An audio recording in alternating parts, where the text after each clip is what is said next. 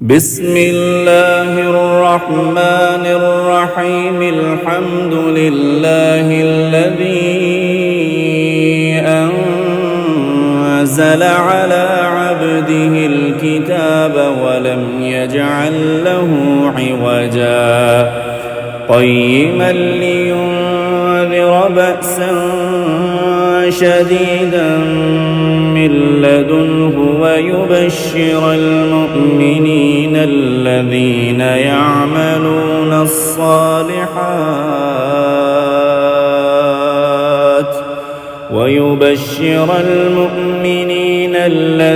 يعملون الصالحات أن لهم أجرا حسنا ماكثين فيه أبدا وينذر الذين قالوا اتخذ الله ولدا ما لهم به من علم ولا لآبائهم كبرت كلمة تخرج من أفواههم إن يقولون إلا كذبا فلعلك باخع نفسك على آثارهم إن لم يؤمنوا بهذا الحديث أسفا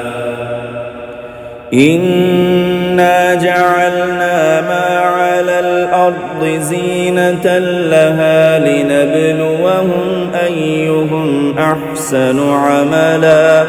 وإنا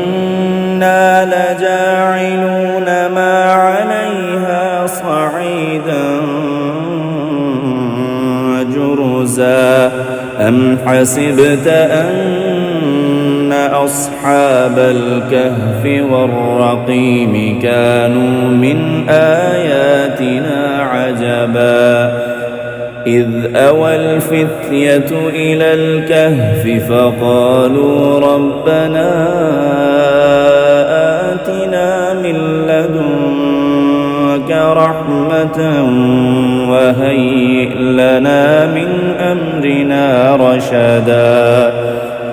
فضربنا على آذانهم في الكهف سنين عددا ثم بعثناهم لنعلم أي الحزبين أحصى لما لبثوا أمدا.